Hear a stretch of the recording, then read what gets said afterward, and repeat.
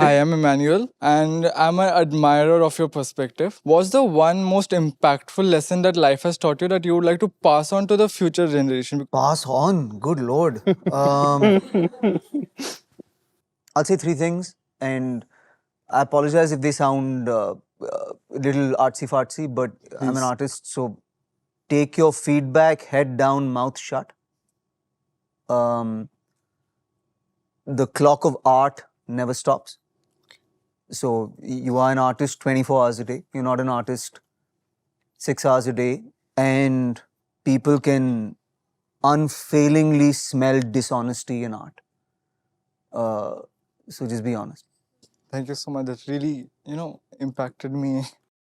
Thank you all for wonderful, wonderful questions. I feel like they deserved a better guest. You know what I mean? Like these are such good questions. You should have. Yeah. I think they deserve better hosts because my questions are not as good as this.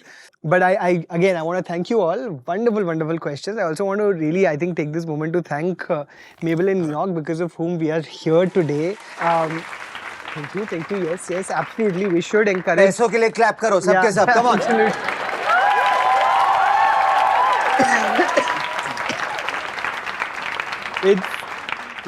For us, we wanted to do something like this in campuses, and I really am quite grateful to them. And they have some wonderful mental health initiatives. We're going to talk about them at the end. By the way, I just realized that this is brave talk. This could have been Veer talk. I'm just saying. That's. You're absolutely right. When I say Veer, I mean me, not that guy. Just hopping throughout Instagram. Anyway, let's move on. Oh, Yeah. Of course. Yeah. I wanted to actually get into your mantra. There's a speech called Be Stupid that he's given at, I think, your campus At only, North right? College, at where I North went, College yeah. only. 20-minute, life-changing, I think. I wanted to actually come to that and ask you, when did we start embracing stupidity as a mantra? When did you believe that this is something When that I can... started getting paid for it. No, I don't know, 3-4 things happen to you and you realize, oh, I'm not the smartest person in the room, which I'm definitely not. None of this shit worked out in the way that I thought it would. Yeah. Every story of failure and the joke that comes after it has felt better than any success that I've ever had, and I've had limited success. But for some reason, I seem to have the brightest smile in the room about this. So maybe this is just what I'll do now. I just think that you cannot deny that at any given point, there is stupid in the room. Okay, I'll give you an example, all right? So the night I won an Emmy Award, what I remember most about it is I got into the hotel, they sent this massive hamper, and there was one big cookie that said International Emmy Awards with strawberry icing on it. Right? And I remember thinking, मैं इसको खाएगा नहीं, अगर मैं जीत गया मैं इसको खाएगा. ठीक है? So then I won an Emmy, and then I came back. I remember that cookie more than anything. Wow. Because it is the worst cookie I've ever had in my life. It's a terrible fuck-all cookie. And I sat and ate the whole thing with the Emmy on the table. It's stupid. So it's always in the room. Yeah. And I think that trying to notice it will keep you grounded, and it's the thing that's worth remembering, the stupid in the room. Superb, wow. Superb. So, my takeaway when I even heard the speech the first time was, in many ways you are asking everybody to embrace their authentic selves, right? Now, I hear it from students so often. It's almost like there is an assembly line of what a young person is supposed to be, and social media constantly reiterates that to you, that if you are not this, then you are probably not going to get the followers that somebody else has. If you are not doing this trend, then you're not as relevant as somebody else is. If you don't look like this, if you don't behave like this, then what is your identity even? So in a world where social media is trying to actually making you conform or asking everybody to be the same kind of stupid, how should young people even deal with this and try to find who they are and what their capacity of authenticity is. See, I won't judge you for wanting to be viral or wanting to have social media traction. Fair enough. It's something that's a part of your generation. Like, okay, I'll ask you guys an honest question. Do you ever watch an actor, actress, celebrity interview? You smell the bullshit, no, when you see that shit, right? You're like, you're not a person, you are playing a caricature of a celebrity. You ever watched a get ready with me video and you know this person is not going anywhere after they are ready, right? That they have gotten ready and then taken everything off and gone to bed, right? So if you have that instinct, everybody else has that instinct too. So chances are you are just best off being honest. And again, what I said to you before is you could be the most viral person in the world. You could have this thing, but like when you want to hold somebody's hand, or when you're sick, or when you want to make out with somebody, or when you want to whatever, you know, Changu Snake 65 is not coming over to your house. You know what I mean? It's a real person. So make sure you have enough of those in your life. And that's it. Great advice. You know, now the thing about stupidity also, can actually this generation be stupid? Are they allowed to be?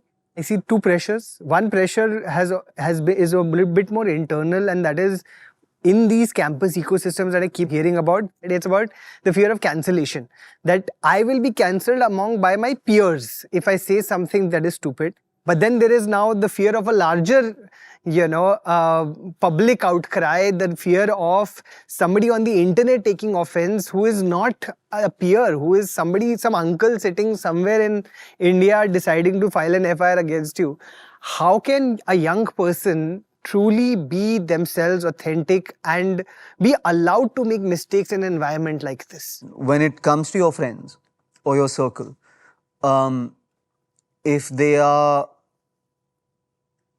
so caught up on the clarity of your language rather than really understanding your intent, and if they don't afford you the freedom to be imperfect, were these people really worth having around you in the first place? You know, because that's not really a real friendship, right? So keep that in mind. Anybody who quote unquote falls off because of those reasons is worth the loss.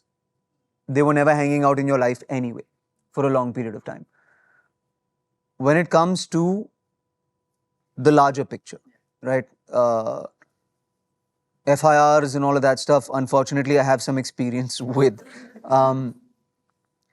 I think much like your friends, we have to afford artists the freedom to be imperfect in this country and to evolve. Nobody is great in their first year of engineering, and nobody is great in their first year of filmmaking. Nobody is great in their first comedy show. And they will not be the comedian or filmmaker, etc. 2 years from now than they were 2 years ago. There are certain things you'll never be able to control. And one of them is what happens to you. But what I always say is you can control the response to what you do. You know, the 1920s were kind of a horrible time. The most remembered iteration of that is Charlie Chaplin movies. One guy, who, by the way, is a legacy that is severely problematic, but one guy made art about what it meant to be alive in that time, right? And people remember that time through this idiot. People remember that time through what's funny about that time, right? People remember Adolf Hitler as a joke at costume parties right now. Every great dictator has become a cartoon in a magazine. You understand? So anything horrible that you're going through, I promise you, the joke about the person that's doing that to you will live way longer than the person who's doing that to you. So turn it into humor.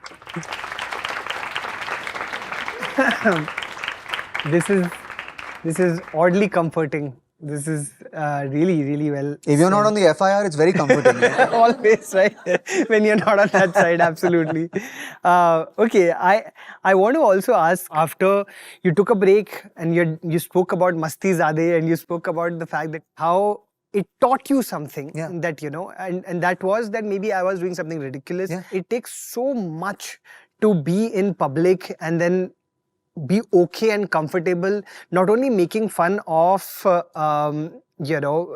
the stuff that you absolutely find absurd in the world around you, but also stuff that you have been absurd doing or you have been absurd at. Yeah, but it boils down to that. Na? Like, I was doing things I wouldn't watch. It's that simple. I'd been in 3 movies that I wouldn't watch.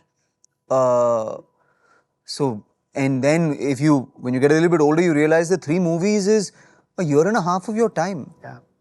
So I spent a year and a half of my time doing something that I would not watch.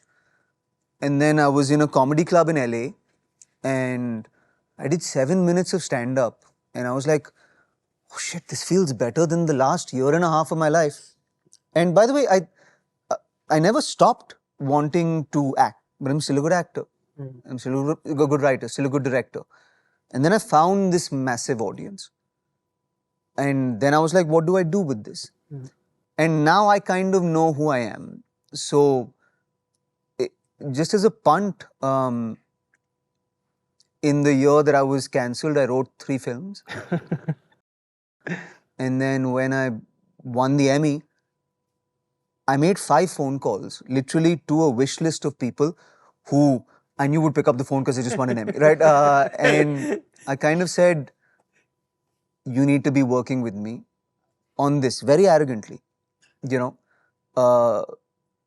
I'm working with 3 of them, right? Wow. But like I called up Amir sir after Delhi Belly, right? And I was like, sir, I have a movie, and if you don't produce it, nobody will produce it. But it was written so that you would. And he's like, all right, come sunao it to me. The film is called Happy Patel Khatarnak Jasoos. And I play Happy Patel. Amazing. And I got to write it, star in it, co-direct it, and have Amir Khan produce it. But it took a while of just being like, okay, so they may not know what to do with me, but that doesn't mean that I don't know what to do with me. I have to bet on myself in a big way too. And sink or swim, by the way. Who knows if it'll work out or not. It's a game that I certainly don't understand, but I'd rather crash and burn being severely authentic than somebody else's version. Thanks for watching. If you enjoyed the video, don't forget to like, subscribe and share.